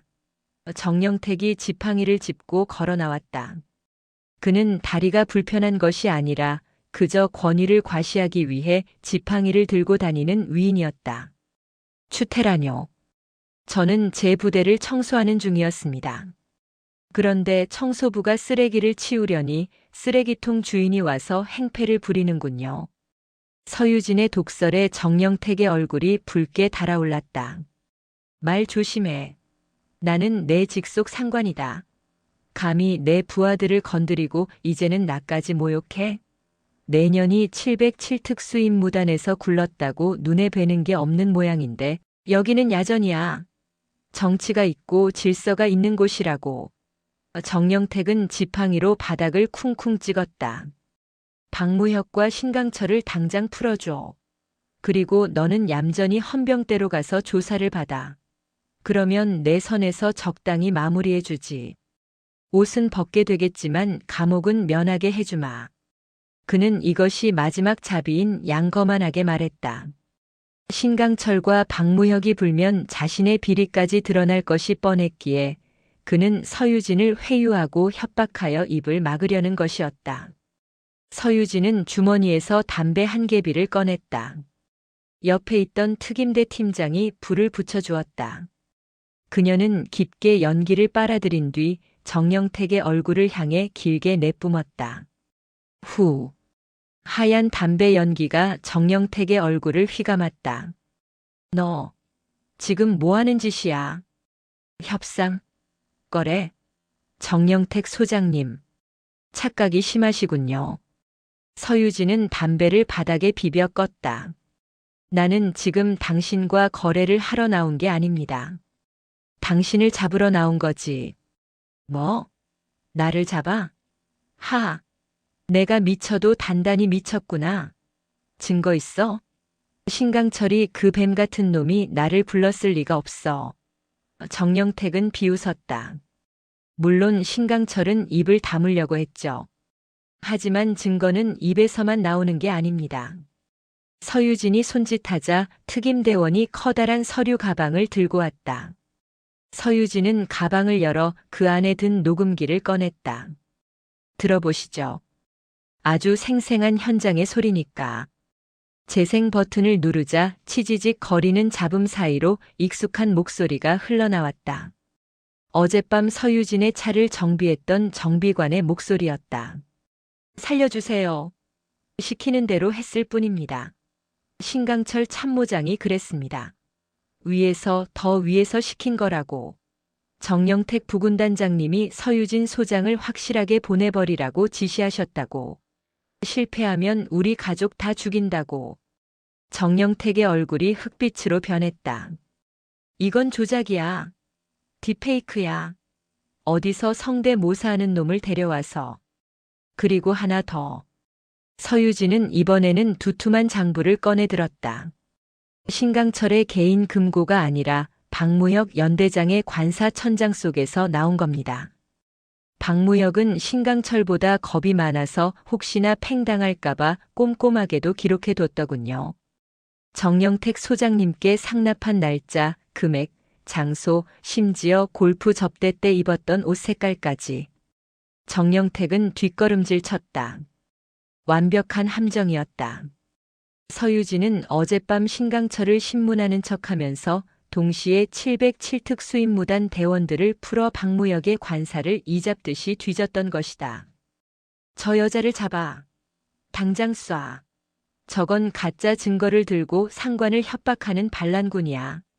정영택이 악을 쓰며 헌병들에게 명령했다. 군단 헌병들이 머뭇거리며 총구를 들어 올렸다. 긴장감이 최고조에 달했다. 누군가 방아쇠를 당기면 피 비린내 나는 내전이 벌어질 상황이었다. 두두두두두. 그때였다. 하늘을 찢을 듯한 괴음과 함께 사단 본부 상공으로 헬기 3대가 나타났다. 기체 옆면에는 육군 본부 마크가 선명했다. 뭐야? 육군 본부. 정영택이 멍하니 하늘을 쳐다보았다. 헬기에서 로프가 내려오고 검은 정장을 입은 요원들이 쏟아져 내렸다. 그들은 일반 병사가 아니었다. 군 내부의 비리를 적발하고 고위 장교들을 수사하는 저승사자. 바로 육군 중앙수사단 요원들이었다. 선두의 중앙수사단장이 서유진과 정영택 사이로 걸어 들어왔다. 상황 종료. 전 병력 무장 해제. 수사단장의 일갈에 군단 헌병들은 얼어붙은 듯 멈췄다. 중앙수사단의 등장은 그 누구도 예상치 못한 변수였다. 서유진이 정영택을 보며 서늘하게 웃었다. 제가 말했죠. 덫을 놓았다고. 당신 같은 대물을 잡으려면 미끼가 필요했거든요. 제 목숨과 이 사단의 혼란이라는 미끼가. 서유진은 이미 부임하기 전부터 정영택과 그 일당에 대한 내사를 진행 중이었다. 하지만 결정적인 증거가 부족했고 그들이 스스로 움직이게 만들기 위해 일부러 허술하게 부임하여 도발했던 것이다. 박무혁을 자극하고 신강철을 건드려서 그들의 우두머리인 정영택이 제 발로 걸어 나오게 만든 거대한 판이었다. 서유진. 내년이. 처음부터. 정영택은 부들부들 떨었다. 수사단장이 정영택에게 다가갔다. 정영택 소장님. 군수비리 살인교사 그리고 뇌물수수 혐의로 긴급 체포합니다. 당신의 지팡이는 이제 필요 없겠군요.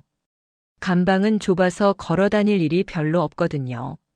수사관들이 정영택의 양팔을 꺾어 수갑을 채웠다. 이거나. 내가 누군지 알아. 국방위원장하고 형 동생 하는 사이야. 너희들 다 죽을 줄 알아. 정영택이 발악했지만 그의 외침은 공허한 메아리가 되어 사라졌다. 서유진은 그 모습을 팔짱을 낀 채 지켜보았다. 오전 9시. 해가 완전히 떠올라 연병장의 눈을 녹이고 있었다. 정영택은 잡혀가면서도 서유진을 향해 도끼 어린 눈빛을 보냈다. 두고 보자. 내가 이대로 끝날 것 같으냐? 그 눈빛은 단순한 원망이 아니었다. 또 다른 더 깊고 어두운 배후가 있다는 암시였다. 서유진은 직감했다. 정영택조차 꼴일 수도 있다는 것을. 그러나 지금은 승리를 즐길 때였다. 서유진은 뒤돌아서 있는 자신의 부하들, 특임대원들과 사단 참모들에게 시선을 돌렸다. 그들의 눈에는 존경과 경외심이 가득 차 있었다. 상황 끝. 전원 복귀해서 업무. 서유진은 무심하게 명령을 내리고 본부 건물로 향했다. 하지만 그녀의 발걸음은 그 어느 때보다 무거웠다. 갈비뼈의 통증 때문만이 아니었다. 이제 시작된 이 거대한 전쟁의 무게가 그녀의 어깨를 짓누르고 있었기 때문이었다. 같은 시각. 서울 여의도. 국회의원회관. 뉴스 속보 화면에는 군단 부군단장 정영택 소장, 비리 및 살인 교사 혐의 긴급 체포라는 자막이 뜨고 있었다. 강태준 국회의원은 담배를 피우며 그 장면을 보았다. 그의 얼굴에는 분노 대신 흥미로운 미소가 떠올랐다. 정영택, 그 만만한 놈이 저렇게 허무하게 무너지다니. 그리고 서유진 소장. 칠성부대에 저런 미친 마녀가 들어왔군. 내가 키운 사냥개들이 실패했으니 이제 나설 차례인가. 강 의원은 수화기를 들었다. 비서실장, 지금 당장 전국구 언론사에 제보해. 신임 사단장의 폭력과 하극상, 그리고 정신감정 의뢰 건으로 영상을 아주 자극적으로 편집해서 돌려. 그리고 내일 아침 내가 칠성부대 시찰을 가도록 일정을 잡아.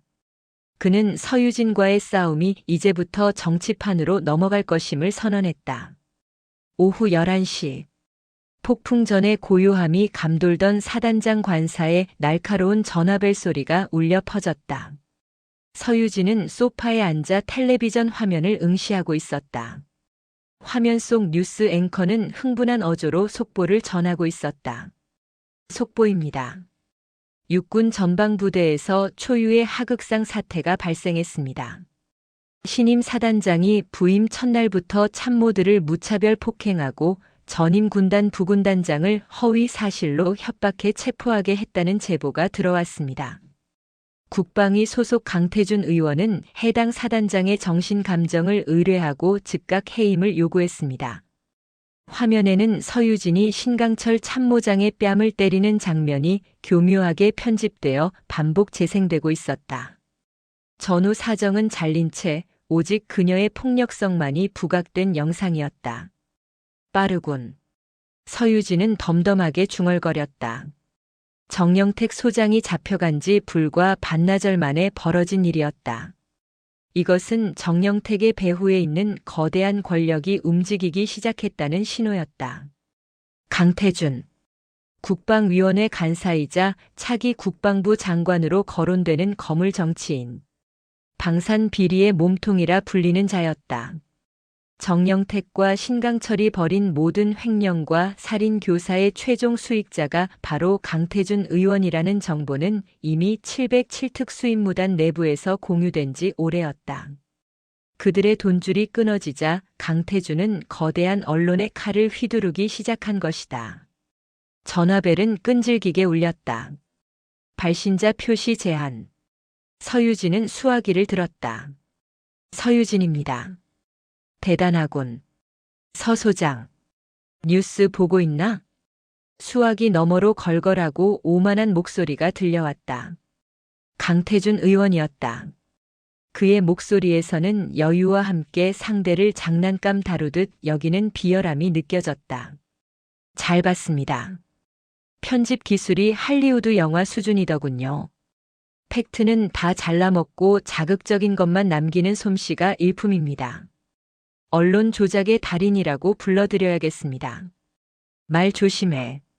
내가 지금 상황 파악이 안 되는 모양인데 너는 끝났어. 내일 아침이면 군 검찰이 너를 긴급 체포할 거다. 죄목은 직권 남용, 상해, 그리고 군명예 훼손이야. 그래서요. 서유진의 목소리에는 파문 하나 읽지 않았다. 그녀는 침착함이라는 방어막 뒤에 날카로운 창을 숨기고 있었다. 고작 협박 전화나 하려고 이 밤중에 전화를 하셨을 리는 없고. 거래를 원하십니까? 아니면 선전포고입니까? 당신이 내게 줄 수 있는 것은 무엇이며 내가 당신에게서 빼앗아 올 것은 무엇인지 명확하게 밝혀보시오. 시간 낭비는 질색입니다. 강태준이 기가 차다는 듯 헛웃음을 터뜨렸다. 거래? 하. 쥐방울만한 게 어디서 딜을 치려들어.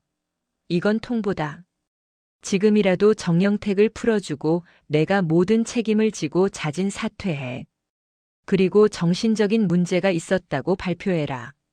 그러면 연금은 받게 해주지. 내 심기를 건드린 대가치고는 아주 관대한 조건일세. 서유진은 테이블 위에 놓인 권총을 만지작거렸다.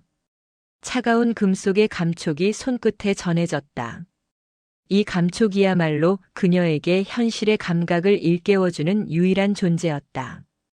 거절한다면요? 거절? 서 소장. 화천의 밤은 길고 위험해. 특히 너처럼 혼자 사는 여자의 관사는 더더욱 그렇지. 사고라는 건 언제 어디서든 일어날 수 있는 법이야. 가스 폭발이라든지 아니면 강도가 든다든지. 노골적인 살해 협박이었다. 이쯤 되면 정치인의 가면을 벗어던지고 범죄 조직의 보스로서의 본색을 드러낸 것이나 다름없었다. 강태준 의원님, 한 가지 충고해드리죠. 서유진이 나직하게 말했다. 사냥개를 풀 때는 목줄을 잘 잡고 계셔야 할 겁니다. 개가 주인을 물 수도 있으니까요. 뚝. 그녀는 전화를 끊어버렸다. 그리고 즉시 집안의 모든 불을 껐다. 어둠이 관사를 집어삼켰다. 그녀의 감각이 극도로 예민해졌다. 강태준은 빈말을 하는 위인이 아니었다. 그는 자신의 앞길에 방해되는 자들을 사고사로 위장해 처리하는 데 도가 튼 인물이었다. 이미 관사 주변에는 그가 보낸 청소부들이 깔려 있을 것이다. 아스락. 아주 미세한 소리였지만 서유진의 귀를 속일 수는 없었다. 뒷마당 쪽 베란다 창문이었다. 풀어들이다. 군화 소리조차 내지 않고 접근하고 있었다. 이것은 단순한 군 내부의 암살 시도가 아니었다. 국정원이나 대테러 전문가 수준의 은밀함을 갖춘 전문 용병들이었다. 서유진은 붕대가 감긴 몸을 일으켰다. 통증이 밀려왔지만 아드레날린이 솟구치며 고통을 억눌렀다. 그녀는 권총의 안전장치를 풀지 않았다. 총성이 울리면 헌병대가 출동할 것이고 상황이 복잡해진다.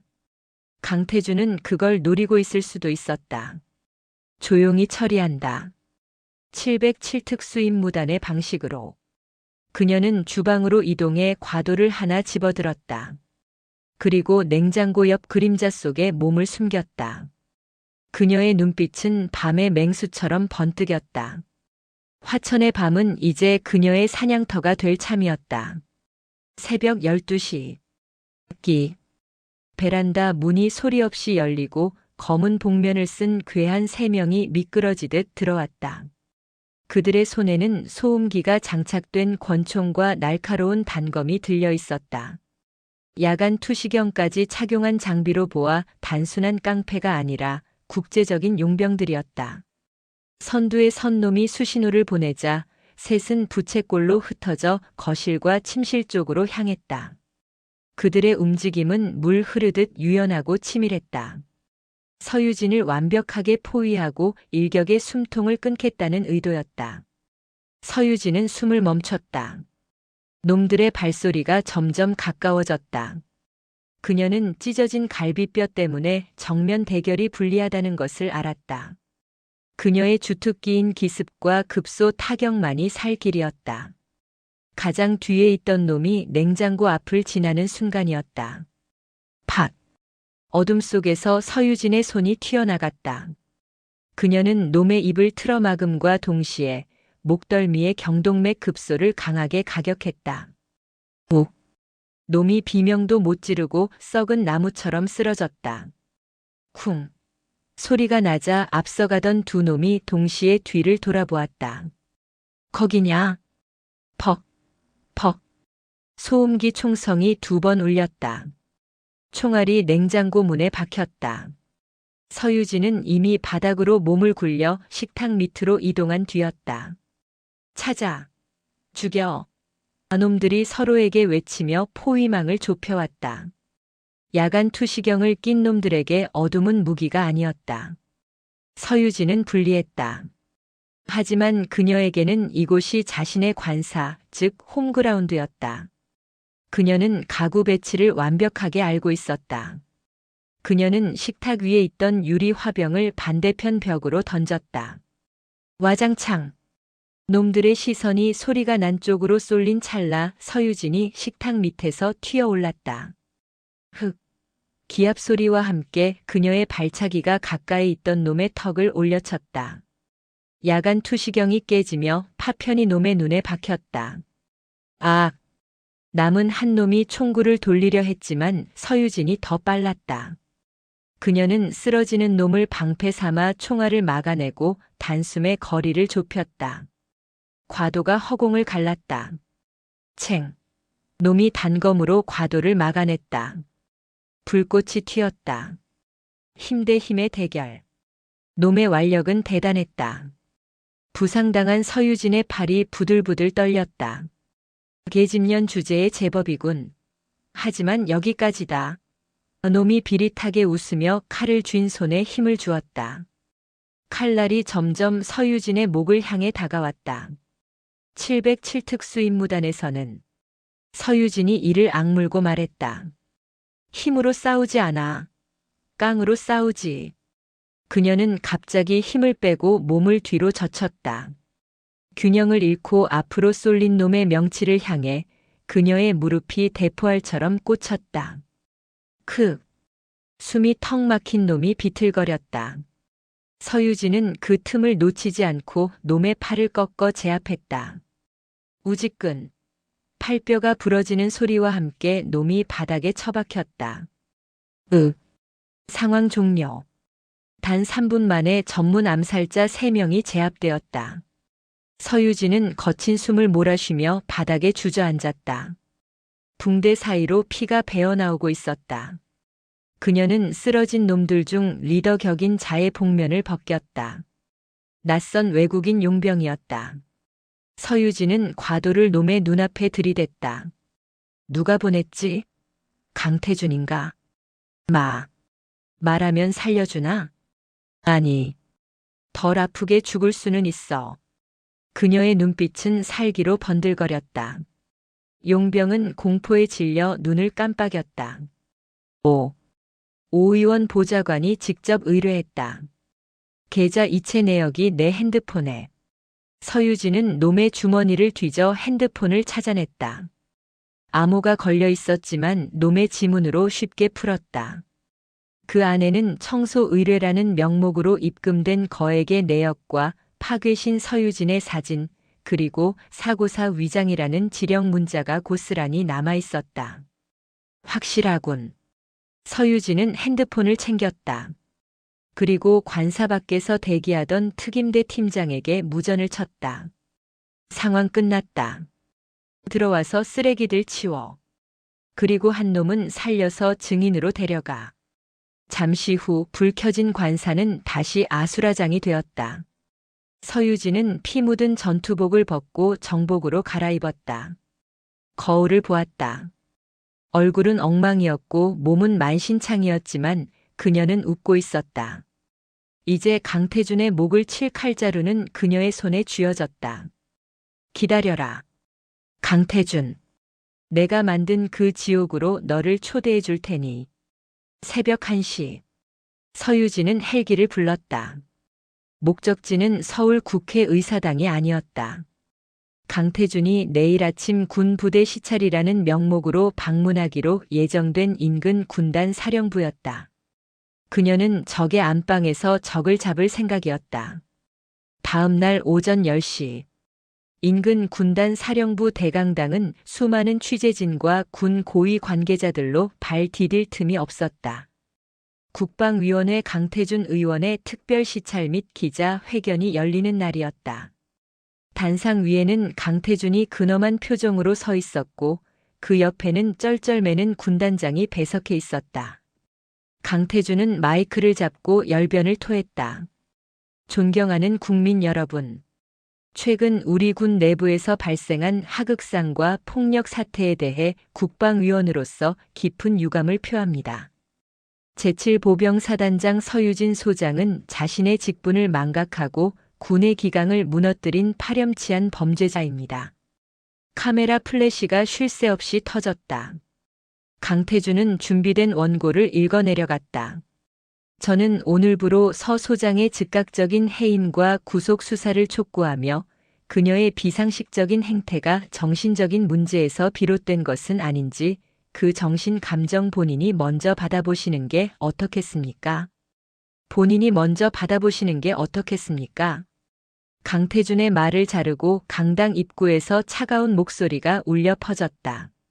모든 시선이 뒤쪽으로 쏠렸다. 웅성거리는 소리와 함께 홍해가 갈라지듯 길이 열렸다. 그 길 끝에 서유진이 서 있었다. 그녀의 모습은 충격적이었다. 머리에는 붕대를 감고 정복 어깨에는 피자국이 선명했다. 한쪽 다리를 조금 절룩거렸지만 그녀가 걸어오는 기세는 천군만마를 거느린 장군처럼 위풍당당했다. 서유진, 내가 어떻게 여기를? 강태준이 당황하여 말을 더듬었다. 분명 어젯밤 처리했다는 보고는 받지 못했지만 연락이 두절되어 성공했을 거라 믿고 있었다. 그런데 그녀가 살아서 그것도 기자 회견장에 나타난 것이다. 왜요? 제가 시체로 발견되어야 하는데 두 발로 걸어 들어와서 놀라셨습니까? 서유진은 단상 위로 성큼 올라갔다. 경호원들이 막으려 했지만 그녀의 눈빛 한 번에 주춤거리며 길을 터주었다. 그녀가 뿜어내는 살기는 훈련받은 경호원들조차 압도했다. 이거 뭐 하는 짓이야? 끌어내. 당장 끌어내. 강태준이 악을 썼다. 하지만 기자들은 이 특종을 놓칠세라 카메라를 서유진에게 들이댔다. 서유진은 강태준의 옆에 서서 마이크를 빼앗았다. 기자 여러분, 강태준 의원이 말한 하극상의 진실을 알려드리죠. 그리고 어젯밤 제 관사에서 어떤 일이 있었는지도. 그녀는 주머니에서 핸드폰을 꺼내 마이크에 대고 녹음 파일을 재생했다. 오 의원 보좌관이 직접 의뢰했다. 계좌 이체 내역이 사고사로 위장해 깔끔하게 처리하고 강당 안에 정적이 흘렀다. 강태준 의원의 목소리와 청부 살인을 자백하는 용병의 목소리가 스피커를 통해 적나라하게 울려 퍼졌다. 이건 조작이야. 딥페이크야. 저 여자가 미쳐서 날조한 거라고. 강태준이 땀을 비오듯 흘리며 소리쳤다. 조작? 서유진이 손짓했다. 강당 문이 열리고 헌병대와 함께 휠체어를 탄 남자가 들어왔다. 어젯밤 서유진에게 제압당해 팔과 다리가 부러진 용병 리더였다. 그리고 그 뒤를 이어 중앙수사단 수사관들이 들이닥쳤다. 강태준 의원님, 살인교사 및 뇌물수수 혐의로 체포영장이 발부되었습니다. 수사단장이 영장을 펼쳐 보였다. 말도 안 돼. 내가 누군지 알아. 나는 차기 장관이야.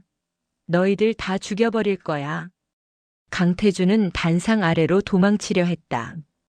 하지만 서유진이 그의 앞을 가로막았다. 도망칠 곳은 없다. 서유진은 강태준의 눈을 똑바로 쳐다보았다. 당신이 군대를, 병사들을 당신의 돈벌이 수단으로 생각했을 때부터 당신의 운명은 정해져 있었어. 군인은 나라를 지키는 칼이지 도둑놈을 지키는 방패가 아니니까. 비켜. 비키라고. 이 미친년아. 강태준이 서유진을 밀치려 했다. 그 순간 서유진의 손이 번개처럼 움직여 강태준의 손목을 꺾고 그를 바닥에 제압했다. 비명과 함께 강태준이 강당 바닥에 얼굴을 처박았다. 이건 내 부하들을 추위에 떨게 하고 군인의 명예를 더럽힌 대가다. 서유진은 강태준의 귀에 대고 나직하게 속삭였다. 감옥에서 평생 썩으면서 기억해라.